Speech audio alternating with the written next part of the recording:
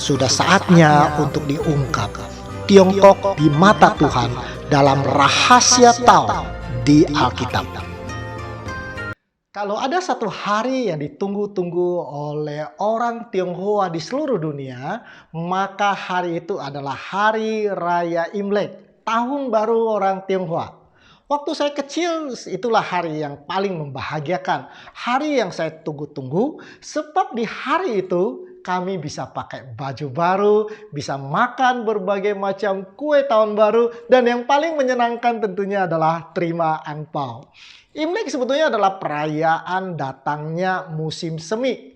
Setelah musim dingin yang panjang, bunga-bunga mulai bermekaran kembali. Bumi menjadi jauh lebih indah. Akhirnya menjadi hari perayaan menyambut datangnya musim semi. Tati Hui Chun, dikatakan bumi kembali ke musim semi. Nah, di malam tahun baru Imlek, keluarga akan kumpul dan bersama, dan mereka akan makan malam bersama yang disebut sebagai Tuang Yen Fan. Dan besoknya mereka mulai ke rumah saudara, saling mengucapkan selamat dengan harapan yang unik, yaitu apa? Kong Si Fa Cai, semoga menjadi kaya. Lalu kemudian anak-anak, remaja, sampai dewasa selama masih jomblo berhak untuk terima angpao. Dan buah-buahan yang wajib untuk dimakan saat Imlek adalah jeruk Mandarin. Kenapa? Oleh karena jeruk dalam bahasa Mandarin adalah cice.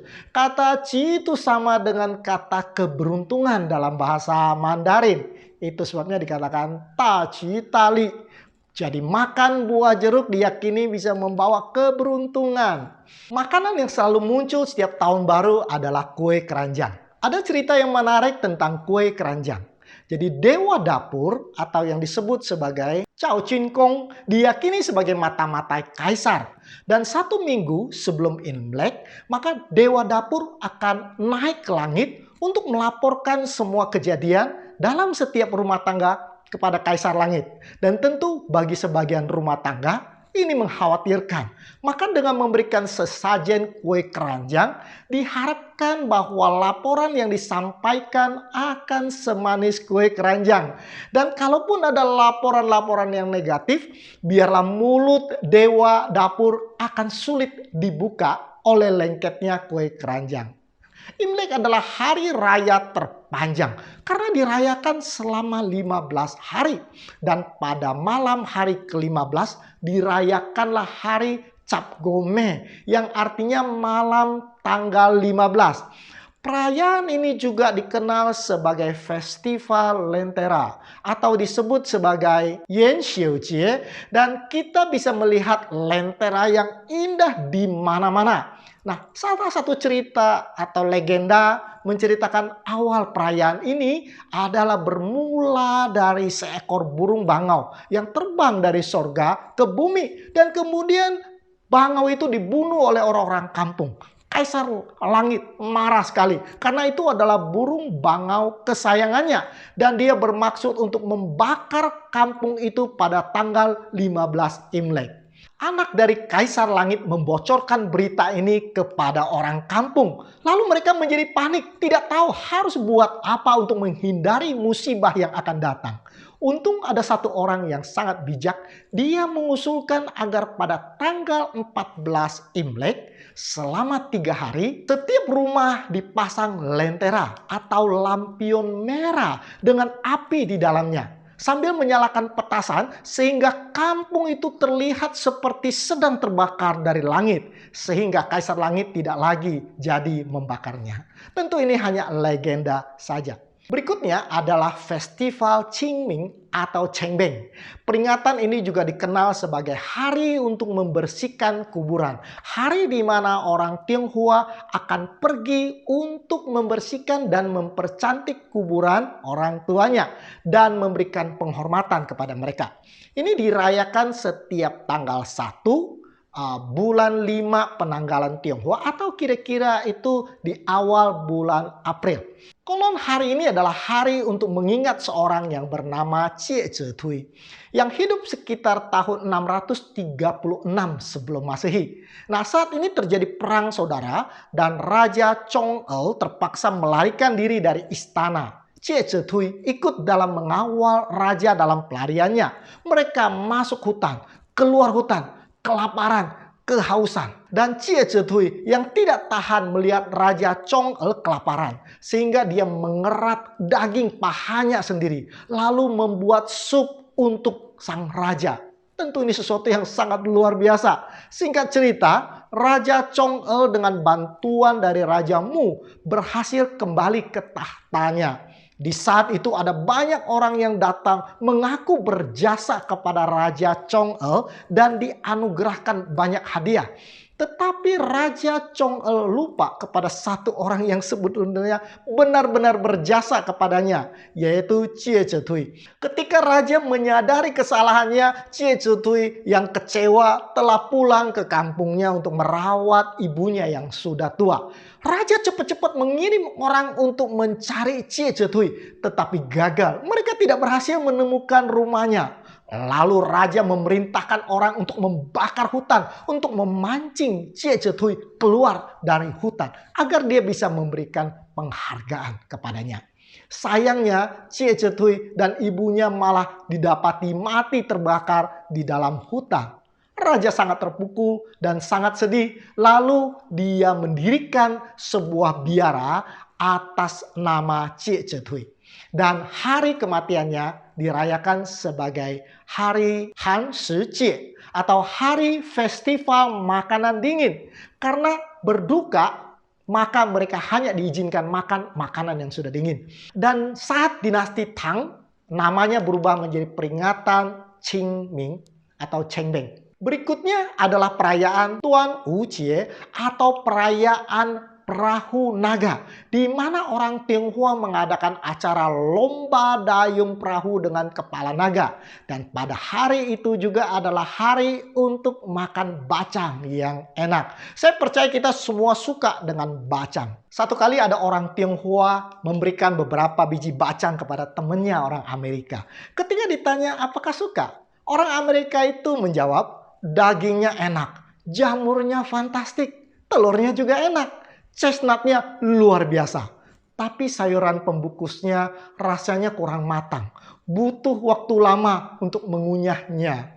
Jadi bagi yang belum pernah makan bacang, saya ingatkan, jangan makan bungkusnya. Tuan Wu Jie sebetulnya adalah hari untuk memperingati kematian seorang penyair yang juga seorang menteri yang bernama Qi Yuan.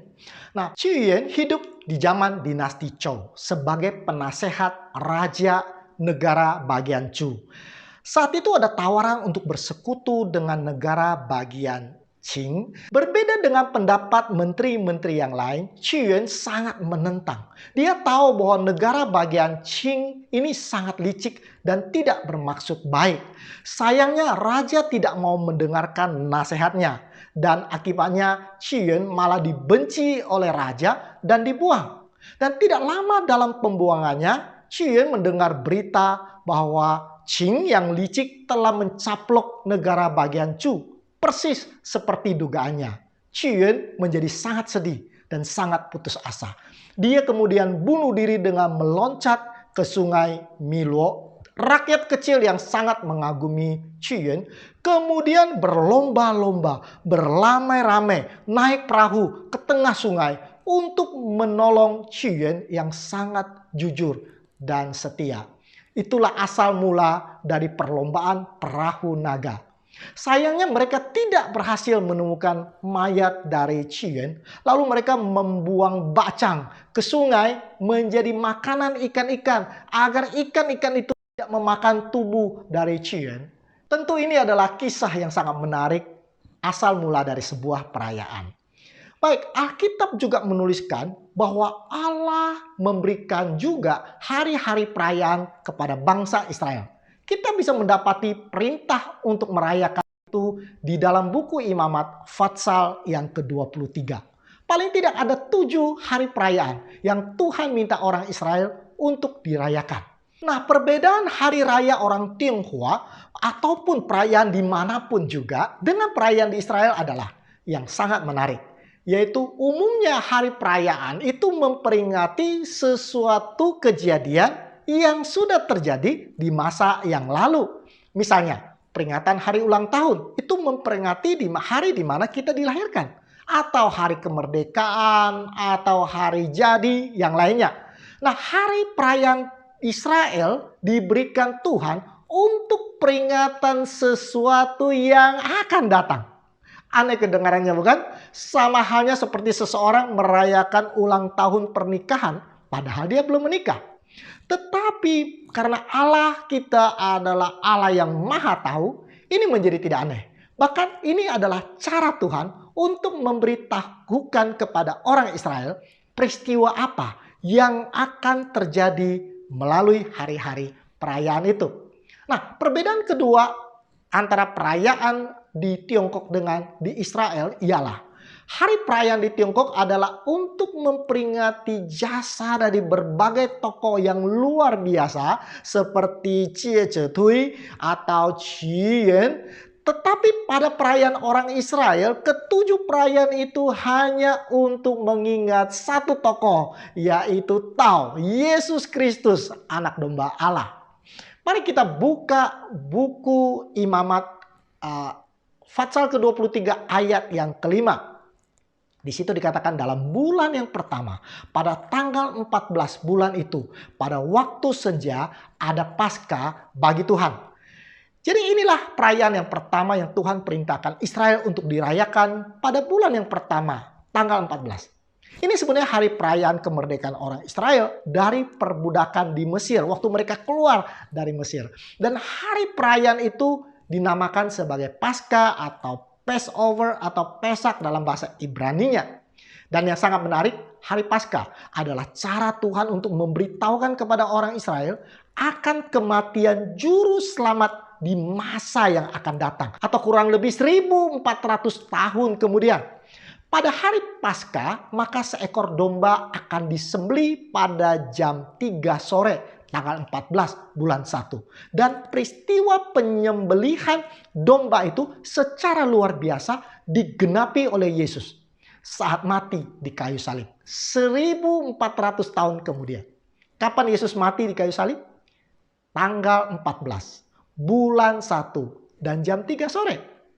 Di dalam Markus 15 ayat 34 dikatakan, pada sore hari jam 3 berserulah Yesus dengan suara nyaring, Eloi, Eloi, lama sabatani, yang berarti Tuhanku, Tuhanku, mengapa engkau meninggalkan aku? Lalu berserulah Yesus dengan suara yang nyaring dan menyerahkan nyawanya.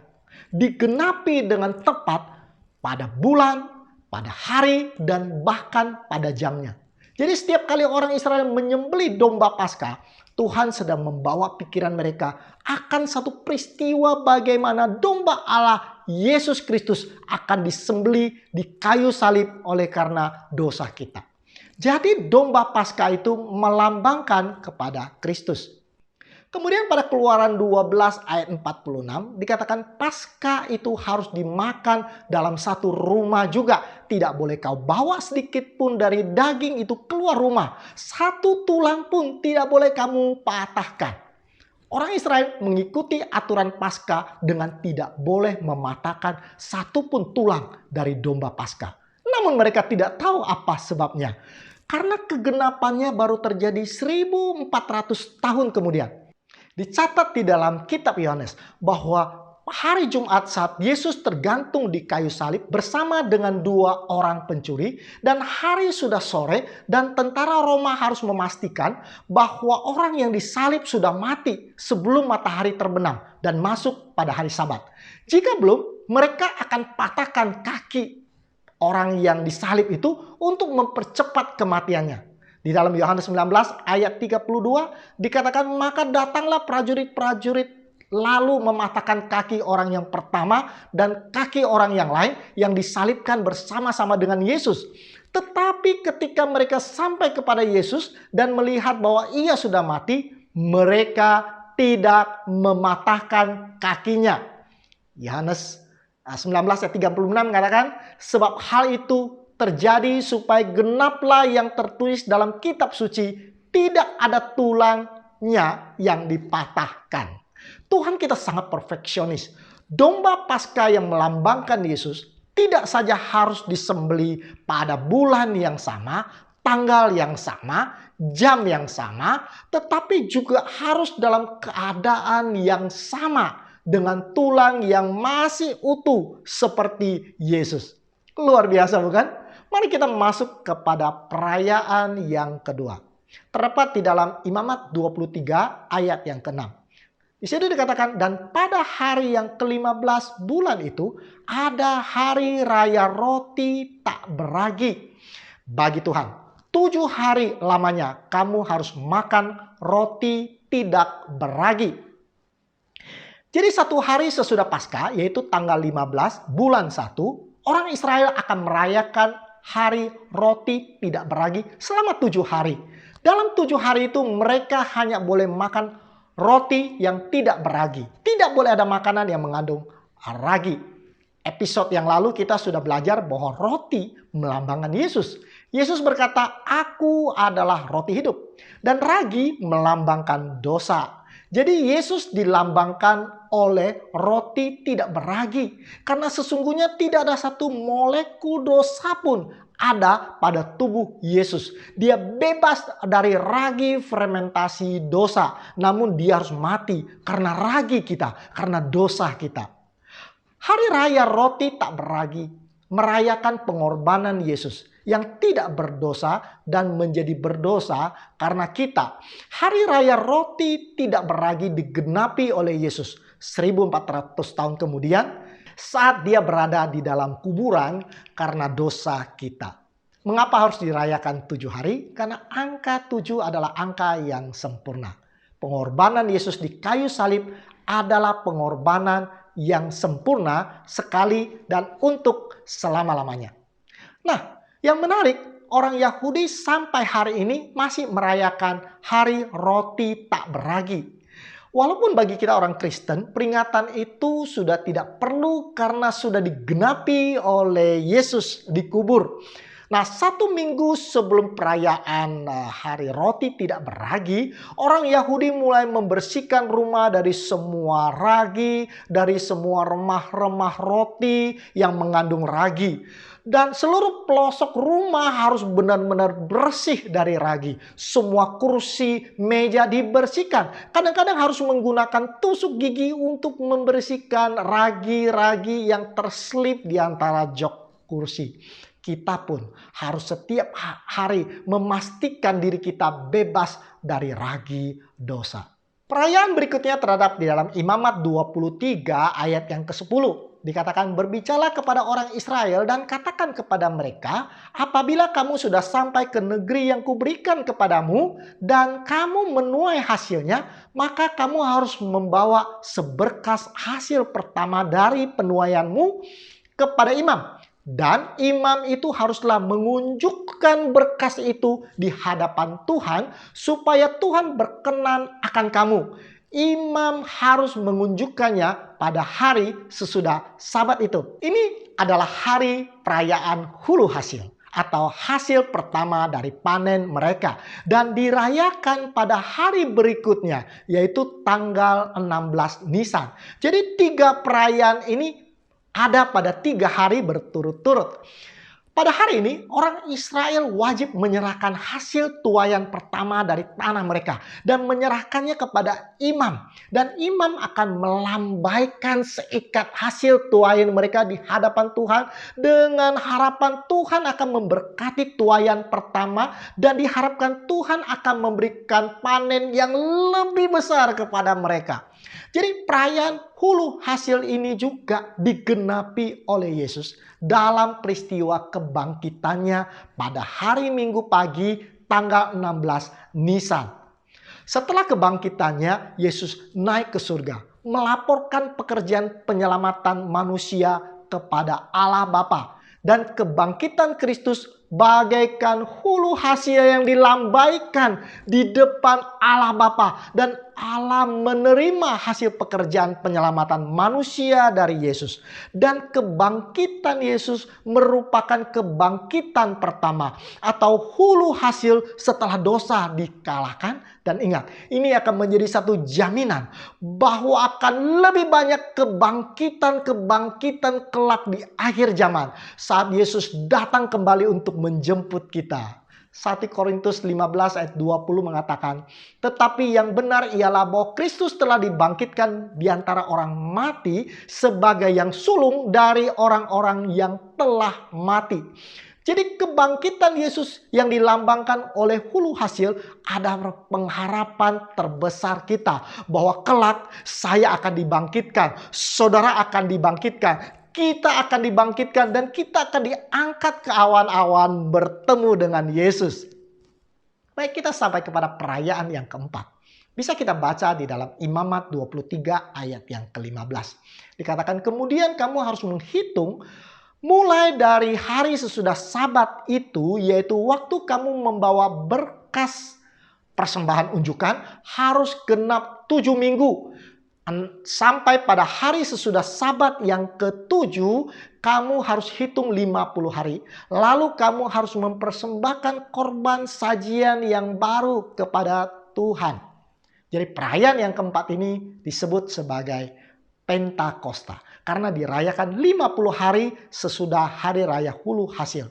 Imamat 23:17 lebih lanjut mengatakan, dari tempat kediamanmu kamu harus membawa 2 buah roti unjukan yang harus dibuat dari 2/10 eva tepung yang terbaik dan yang dibakar sesudah dicampur dengan ragi sebagai hulu hasil bagi Tuhan.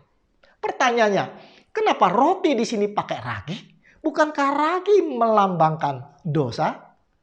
Karena roti unjukan di sini bukan melambangkan Yesus, tetapi melambangkan kita sebagai manusia yang berdosa. Apapun yang terbaik yang kita lakukan selalu ternoda oleh dosa. Karena kita adalah manusia yang penuh ragi, penuh dosa. Karena itu kita tidak akan dapat selamat dengan usaha kita sendiri. Dengan perbuatan kita yang meskipun kelihatannya baik seperti roti yang kelihatannya enak, tetapi ia mengandung ragi yang melambangkan dosa. Itu sebabnya kita perlu juru selamat. Kemudian di dalam Imamat 23 ayat 19 dikatakan, kemudian kamu harus mempersembahkan seekor kambing jantan sebagai korban penghapus dosa, dan 2 ekor domba yang berumur setahun sebagai korban keselamatan. Imam harus mengunjukkan semuanya beserta roti hulu hasil itu sebagai persembahan unjukan di hadapan Tuhan, beserta 2 ekor domba itu. Semuanya haruslah menjadi persembahan kudus bagi Tuhan dan adalah bagian imam. So sekalian, 2 ekor domba itu melambangkan kebenaran Yesus. Yesus yang akan menutupi kedua ketul roti yang beragi yang melambangkan kebenaran manusia. Kebenaran Yesus akan menutupi kebenaran manusia. Demikianlah kemudian kita dibenarkan. Ini digambarkan oleh kata kebenaran dalam bahasa Mandarin, yang terdiri dari radikel domba dan saya di bawahnya. Saya ingin meletakkan sedikit dasar teologi peran Yesus dalam keselamatan kita. Di dalam Imamat 22 ayat 19 dikatakan, maka supaya Tuhan berkenan akan kamu, haruslah persembahan itu tidak bercela dari lembu, jantan, domba, atau kambing. Orang Israel mungkin tidak mengerti mengapa domba tidak boleh bercacat celah. Kita yang hidup di perjanjian baru mengerti karena ada ayat di dalam 1 Petrus 1 ayat 18 mengatakan, sebab kamu tahu bahwa kamu telah ditebus dengan darah yang mahal, yaitu darah Kristus yang sama seperti darah anak domba yang tidak bernoda dan tidak bercacat. Jadi anak domba itu tidak bercacat celah karena dia melambangkan Yesus yang tidak bercacat celah. Tetapi bukan itu saja peran Yesus di dalam bait suci.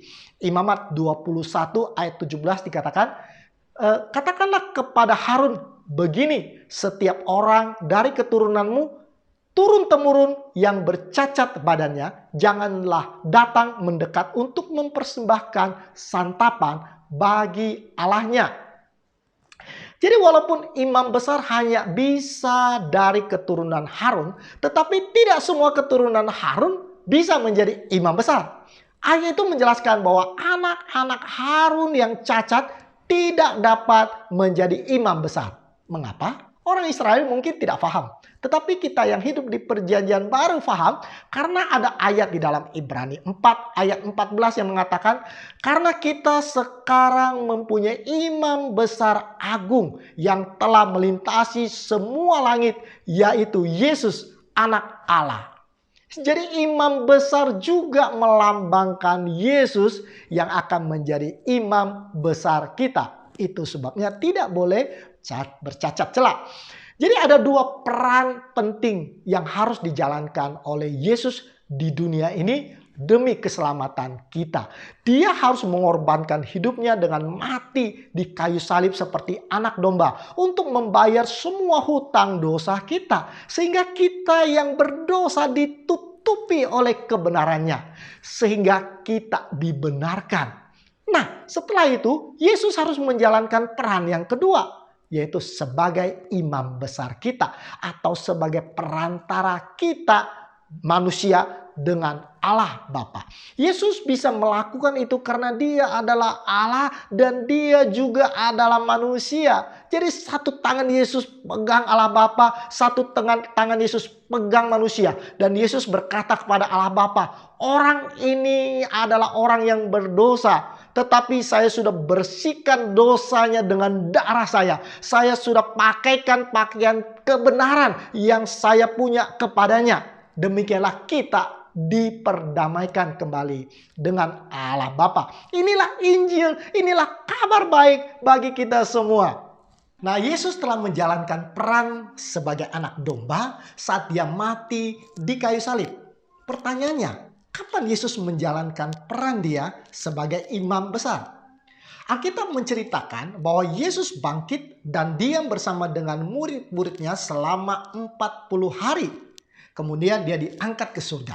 10 hari kemudian, hari raya Pantekosta dirayakan orang Israel. Dan digenapi di dalam perjanjian baru dengan turunnya Roh Kudus di ruang atas pada saat murid-murid Yesus sedang berkumpul dan berdoa bersama-sama. Saya ingin membawa kita untuk menggali lebih dalam. Setelah Roh Kudus turun, Petrus berkata di dalam Kisah 2 ayat 32, Yesus inilah yang dibangkitkan Allah. Dan tentang hal itu kami semua adalah saksi.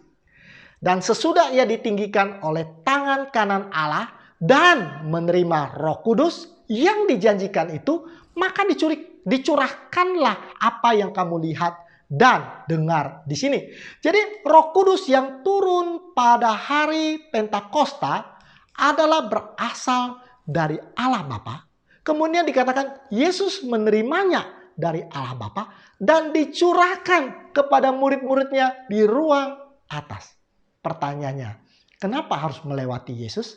Dijawab di dalam Ibrani 1 ayat 9 menjelaskan, engkau mencintai keadilan dan membenci kefasikan. Engkau di sini adalah Yesus. Sebab itu Allahmu telah mengurapi engkau dengan minyak sebagai tanda kesukaan melebihi teman-teman sekutumu. Nah, saudara sekalian, minyak melambangkan Roh Kudus. Jadi Allah Bapa mengurapi Yesus dengan Roh Kudus sebelum Roh Kudus itu turun kepada murid-murid saat Pentakosta. Pertanyaannya, untuk apa? Untuk apa Allah Bapa mengurapi Yesus dengan Roh Kudus? Untuk mengerti itu kita harus kembali kepada perjanjian lama. Pada saat Harun diangkat menjadi imam besar, sebelum dia dapat melaksanakan tugasnya sebagai imam besar, dia terlebih dahulu harus diurapi oleh Musa dengan minyak. Kita semua pernah mendengar Mazmur 133 ayat 2 Yang dikatakan seperti minyak yang baik di atas kepala, meleleh ke janggut, yang meleleh ke janggut Harun dan ke leher jubahnya. Jadi sebelum Yesus dapat menjalankan perannya sebagai imam besar, dia harus diurapi oleh Allah Bapa dengan Roh Kudus. Dan hari Pentakosta ada satu peristiwa yang sangat penting terjadi, yaitu hari inaugurasi Yesus menjadi imam besar kita. Dan seperti Musa mengurapi Harun dengan minyak, Allah Bapa mengurapi Yesus dengan Roh Kudus. Dan seperti bunyi Mazmur 133, pengurapan Roh Kudus dimulai dengan kepala Yesus, lalu meleleh ke janggut, lalu ke leher jubahnya, lalu kemudian ke lantai surga, dan terus turun ke bumi dan sampai ke ruang atas, tempat di mana murid-murid Yesus berada. Dan Roh Kudus itu dilihat oleh murid-murid Yesus bagaikan lidah api di atas kepala mereka masing-masing. Itulah Pentakosta yang sejati. Bukan hanya sekedar turunnya Roh Kudus, tetapi adalah bagian dari pengurapan Yesus menjadi imam besar yang akan mendamaikan manusia dengan Allah Bapa. Baik, kita masuk kepada perayaan yang kelima. Di dalam Imamat 23 ayat 24 dikatakan, katakanlah kepada orang Israel begini, dalam bulan yang ketujuh pada tanggal 1 bulan itu, kamu harus mengadakan hari perhentian penuh yang diperingati dengan meniup serunai, yaitu hari pertemuan kudus. Perayaan itu dinamakan sebagai hari peniupan serunai, yaitu dilakukan 10 hari berturut-turut mulai dari tanggal 1. Nah, perayaan ini sebetulnya adalah persiapan kepada satu perayaan berikutnya yang sangat penting bagi orang Israel, yaitu Hari Raya Pendamaian atau Hari Grafirat yang akan mulai 10 hari kemudian. Jadi selama 10 hari imam akan terus meniup shofar. Ini alat musik orang Yahudi, ya orang Israel, namanya shofar. Dan ini semua dilakukan untuk mengingatkan orang Israel akan supaya mereka mempersiapkan diri untuk hari Grafirat yang akan segera terjadi 10 hari lagi. Saudara pernah mendengar suara shofar? Kalau belum, saudara beruntung. Karena saya dibelikan tetangga saya, Ibu Ine dari Israel, sebuah shofar. Saya akan coba memperdengarkan suaranya. Mudah-mudahan suaranya bisa keluar.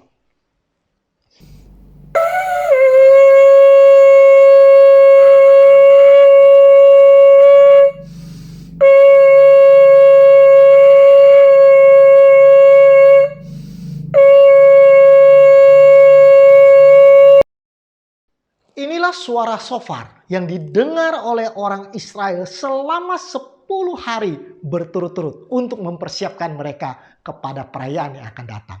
Yang terdapat di dalam Imamat 23 ayat yang ke-27. Dikatakan akan tetapi pada tanggal 10 bulan yang ke-7. Itu adalah hari pendamaian. Kamu harus mengadakan pertemuan kudus dan harus merendahkan diri dengan berpuasa dan mempersembahkan korban api-apian kepada Tuhan. Dan perayaan hari pendamaian atau di Alkitab diterjemahkan sebagai hari Grafirat di Alkitab terjemahan lama. Ini adalah hari penebusan dosa. Di dalam bahasa Inggrisnya dikatakan sebagai Day of Atonement. Bahasa Ibrani dikatakan sebagai Yom Kippur. Semua sama, artinya adalah hari penebusan dosa. Dirayakan pada tanggal 10 bulan yang ke-7. Bagaimana orang Israel merayakan hari raya Yom Kippur atau hari Grafirat? Ini adalah sebuah perayaan yang sangat menarik. Nah, kita tahu bahwa setiap hari orang Israel yang berdosa akan membawa seekor domba atau seekor kambing. Kemudian dia sembelih sebagai lambang bahwa dosa daripada orang itu sudah pindah kepada domba atau kambing. Lalu kemudian setelah domba itu dikorbankan di atas mezbah bakaran, imam akan mengambil sedikit darah dan kemudian masuk ke bilik suci lalu memercikkan darah itu pada tirai yang memisahkan ruang suci dan bilik maha suci. Itu yang menandakan bahwa dosa orang ini kini sudah berpindah ke tirai di bait suci. Jadi setiap hari imam harus memercikkan darah yang melambangkan dosa orang Israel pada tirai di bait suci. Dan setahun sekali, maka dosa-dosa yang melekat pada tirai itu harus dibersihkan oleh imam besar. Saya mau saudara menggarisbawahi kata dibersihkan. Jadi bait suci dibersihkan dari dosa orang Israel 1 tahun sekali. Peristiwa membersihkan bait suci itulah yang disebut sebagai Hari Grafirat, perayaan Yom Kippur atau the Day of Atonement. Dan pada hari raya itu, dan hanya pada hari itu, imam besar dan bukan imam biasa akan masuk ke bilik maha suci, tempat di mana tabut Allah berada, tempat di mana Allah bertahta. Di dalam Imamat 16 ayat yang kedua dikatakan, firman Tuhan kepadanya, katakanlah kepada Harun kakakmu supaya ia jangan sembarang waktu masuk ke dalam tempat kudus di belakang tabir, ke depan tutup pendamaian yang di atas tabut, supaya jangan ia mati, karena aku menampakkan diri dalam awan di atas tutup pendamaian. Saya bisa bayangkan betapa stresnya Harun sebagai imam besar setahun sekali harus masuk ke dalam bilik maha suci.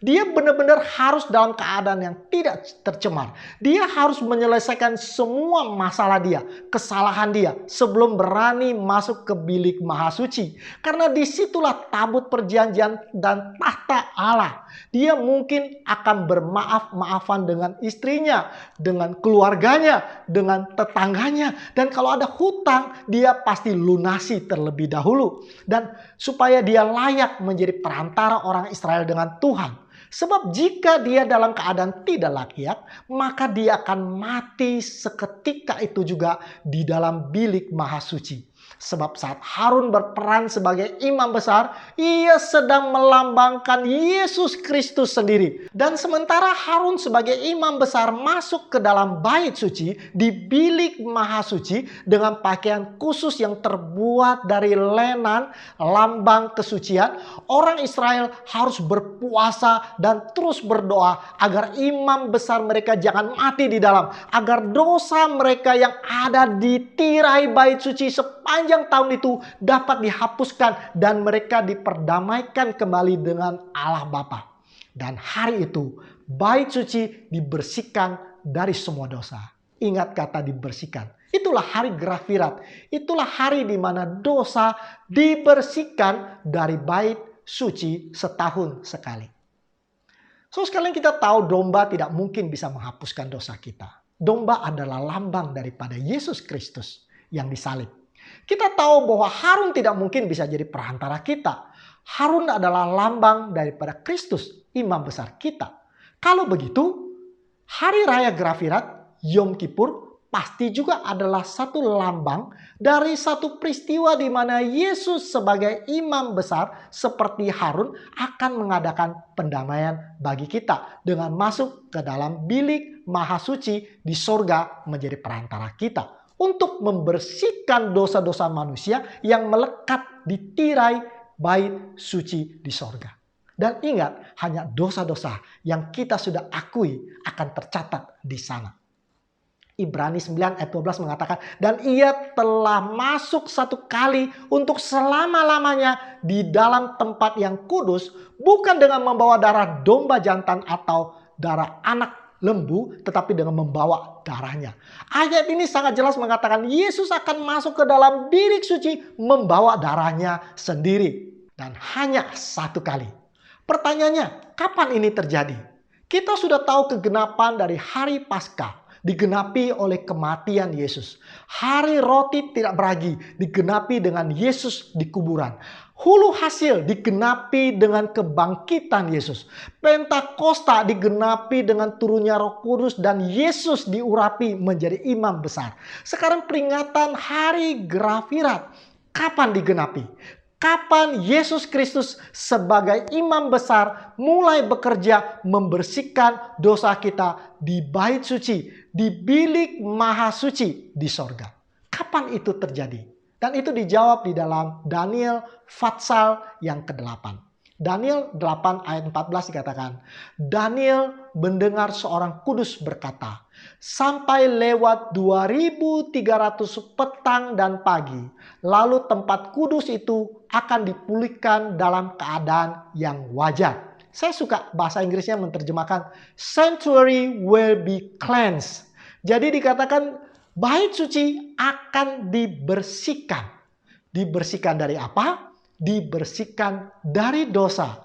Artinya apa? Ya, hari Grafirat, Yom Kippur. Jadi ayat ini mengatakan penggenapan hari Grafirat akan terjadi setelah 2300 petang dan pagi.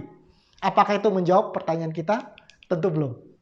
Saya percaya kita masih bingung. Tetapi kita tidak perlu malu. Karena di dalam Daniel 8 ayat 27 dikatakan, maka aku Daniel lelah dan jatuh sakit beberapa hari lamanya. Dan aku tercengang-cengang tentang penglihatan itu, tetapi tidak memahaminya.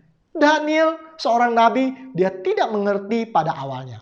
Kemudian malaikat Gabriel dikirim Tuhan untuk menjelaskan kepada Daniel bahwa penglihatan itu adalah untuk masa yang akan datang. Dan kuncinya akan diberikan. Dan kita butuhkan paling tidak ada 2 kunci untuk mengerti nubuatan 2300 petang dan pagi. Kunci yang pertama terdapat di dalam Bilangan 14 ayat 34.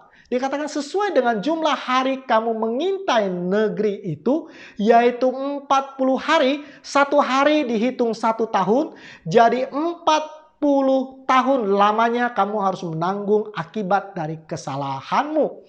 Jadi kita bisa dapat kunci yang pertama adalah 1 hari nubuatan sama dengan 1 tahun. Jadi 2300 hari itu sama dengan 2300 tahun.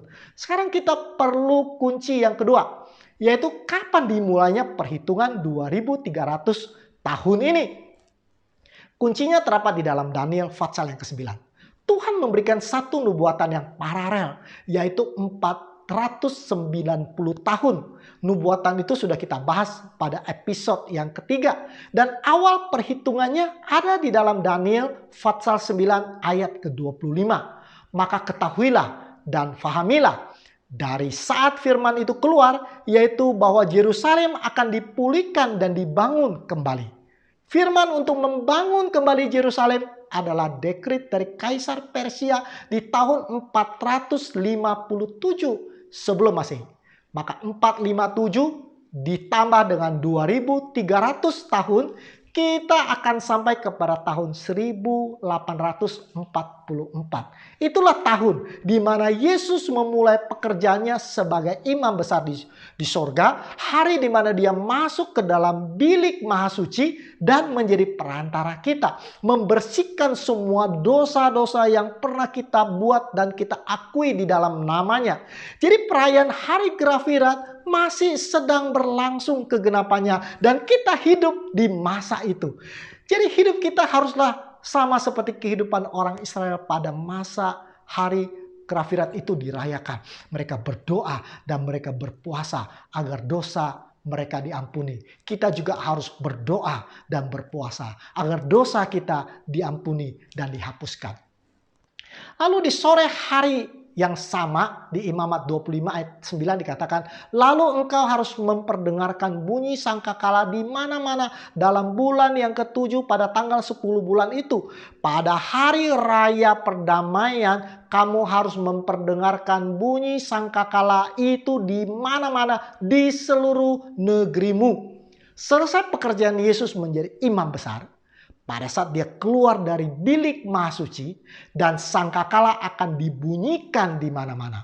Peristiwa ini menggenapi akan kedatangan Yesus yang kedua kali. Yang dijelaskan dalam 1 Tesalonika 4 ayat 16 dikatakan pada waktu itu tanda diberi, yaitu pada waktu penghulu malaikat berseru dan sangkakala ada berbunyi, maka Tuhan sendiri akan turun dari sorga dan mereka yang mati dalam Kristus akan lebih dahulu bangkit. Dan saat itu Yesus berganti peran. Dia tidak lagi menjadi imam besar. Kini dia menjadi raja yang penuh kemuliaan. Dan dia akan datang untuk menjemput kita yang menunggu dia dan yang setia kepadanya. Kita masuk kepada perayaan yang terakhir. Perayaan yang ketujuh. Terdapat di dalam Imamat 23 ayat 34. Katakanlah kepada orang Israel begini. Pada hari yang ke-15 bulan yang ketujuh.